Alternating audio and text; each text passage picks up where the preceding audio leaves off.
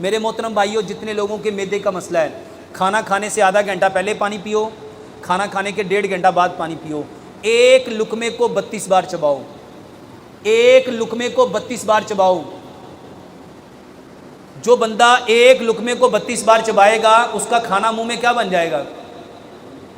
میرے محترم بھائیوں، ہم سب جانتے ہیں تیزی کا کام شیطان کا ہے، تیزی کا کام شیطان کا ہے، اور کھانا کھاتے وقت ہم سب کیا بن جاتے ہیں؟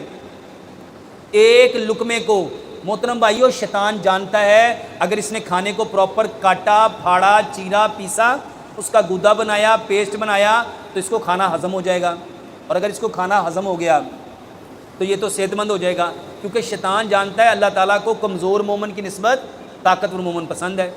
اگر وہ پراپر کھانے کو چبا کے کھائے گا، اس کو کاٹ کے، پھاڑ کے، چیر کے، پیس کے کھائے گا تو وہ کھانا اس کو طاقت دے گا، اور اگر وہ طاقتور ہو گیا تو وہ اللہ کا پسندیدہ ہو جائے گا، اور شیطان کبھی بھی ہمیں اللہ کا پسندیدہ ہونے نہیں دے گا۔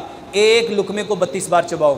جتنے لوگوں کے معدے کا مسئلہ ہے، کھانا کھانے سے آدھا گھنٹہ پہلے پانی پیو اور کھانا کھانے کے 1.5 گھنٹہ بعد پانی پیو، ایک لقمے کو 32 بار چباؤ، اور اس کو اس حدیث سے سمجھو۔ نبی صلی اللہ علیہ وآلہ وسلم نے فرمایا اگر میں اپنی امت پہ مشقت نہ جانتا تو میں مسواک کو ہر نماز پہ فرض کر دیتا۔ پانچوں ٹائم، پانچوں نمازوں میں مسواک کرو تاکہ آپ کے دانت مضبوط ہوں۔ اور میرے محترم بھائیوں، معدہ سب سے زیادہ خراب ہوتا ہے جب آپ رات کو کھانے کا سب سے بہترین وقت صبح کا ہے۔